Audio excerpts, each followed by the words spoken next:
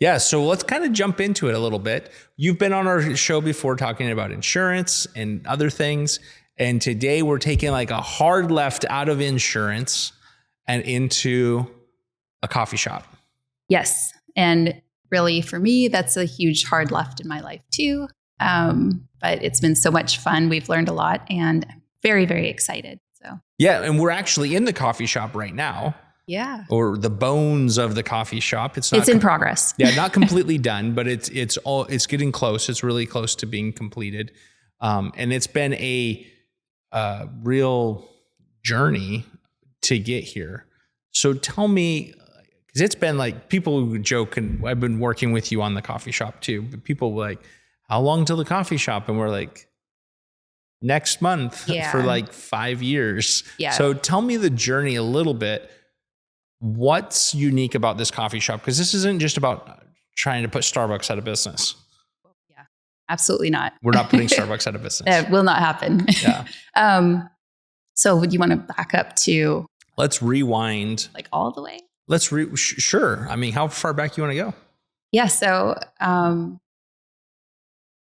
I mean, our dream when we were kids, well, I mean, we say kids, but like a lot of people would say we weren't kids. 19 years old, 19 years old, we talked about, wouldn't it be great to have a coffee shop, something where young people could just come and hang out and a space for them that they could spend some time together and study the Bible and talk about God and have a place that's just for them. Well, and just hang out too, right? Like it's, a lot of times kids will think about like, oh, we're going to go study something. We're going to go to a youth group, which is great. But there's also kids that are just like, I want to just go hang out someplace and there's no place to hang out.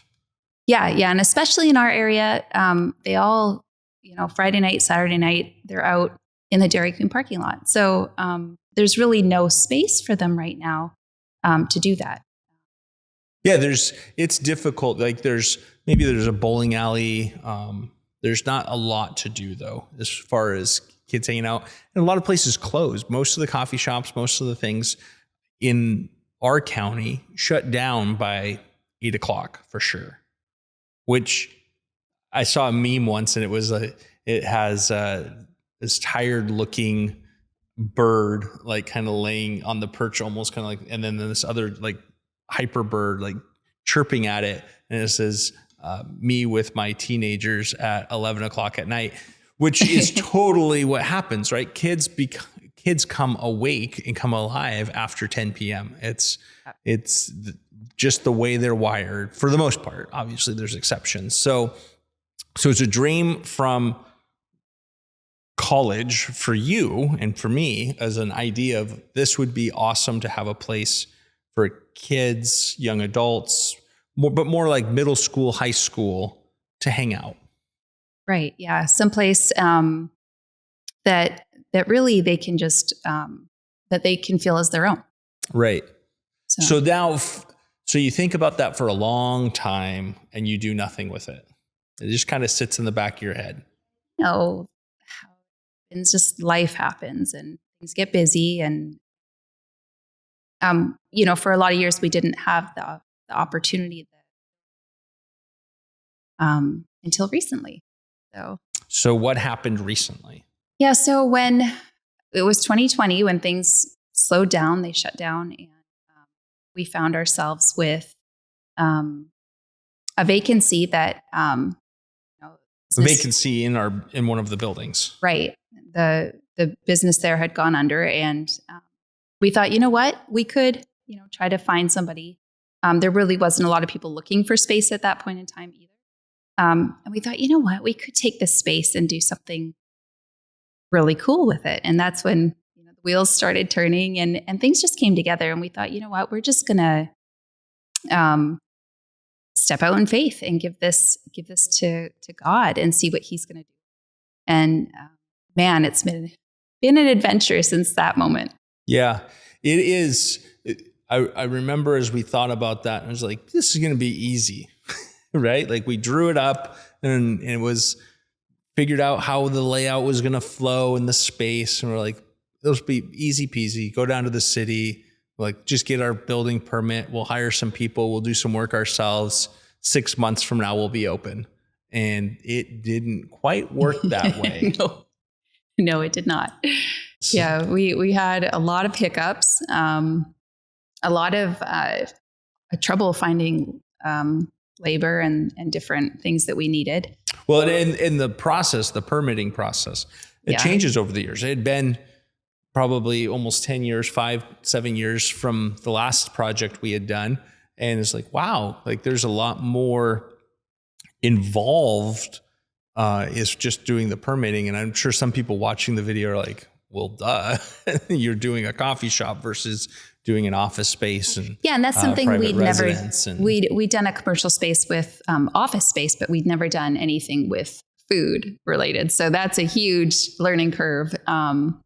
But it's been so fun just getting to know that process. And well, that's a polite way to put it. It's been interesting. It's been eye-opening, learning the process of trying to wade through it all. It's definitely been challenging, but and it's taken a lot longer, right? Because you have people lined up, and then you get delays of trying to get all of your ducks in a row with the city and getting permits, and then by the time you get there, it's like, oh, these contractors have moved on to other projects, and now you're starting over. So trying to find somebody to work with us was difficult, and we spent a lot of time spinning our wheels. And thankfully, we had Chuck from We Know Through Church, Handy Homes, came along and partnered with us to help us really get it moving. Yes, we were really, at that point, we were pretty stuck. And Chuck came along and just moved the whole project forward. Thank God for Chuck. It's been so wonderful having him just do so much. He basically has brought it to this point, and it's almost there. We're so close. Yeah. Well, and that's why we kind of waited to do this, because I've been thinking about doing a podcast and just kind of talking about it. Agent Insider, the podcast that we do, looks at businesses often from an insurance perspective. And I'll talk a little bit about the insurance as it comes to this project. But we want to see behind the scenes in businesses as well. And so that's why I think this is really cool. But we would have been a train wreck if we tried to go behind the scenes on this earlier, because there was still so many things that we were feeling out. And now we're to the point where we're putting on finishes touches of handrails and occupancy signs and, last minute refrigerators and freezers and all of that stuff. So I think we're getting to the point now where we can actually talk more intelligently about it. So it's kind of fun to dive behind it, because as we're talking about it, typically I'd just be interviewing someone, and now I can actually participate more in the conversation as we're talking through it. Well, you've seen it from the beginning, so. Yeah, and it's been a wild adventure when you look at it. The equipment, that's something is also different from insurance, right? Insurance is very intensive for labor intense. We have equipment, but it's office equipment, right? Computers, desks. You're not dealing with refrigeration, freezers, and espresso machines, and all of the extra equipment that you need. The soda machines that, not soda pop machines, but the cookers and the warmers, the turbo chefs that you're doing that to use, developing on a limited basis, because we don't want to be a restaurant. Right. So we didn't want to go into that full commercial cooking kitchen, but rather to be a warming kitchen with coffee. And so that's a challenge, though, because we're also trying to create opportunities for kids to have, good, healthy snacks, but also snacks that they want to eat, because we want them to hang out for a long time here. Right. So or give them the opportunity to be able to hang out for a long time here. So that's been an adventure of learning through all of the equipment and finding, and my goodness, again, anybody who owns a restaurant would be like, well, duh, but it's like, there's a lot of options and they're all expensive. There's probably a lot of people are like, well, but it's all expensive. And I think that's the thing that, as consumers sometimes, which is just kind of a different take.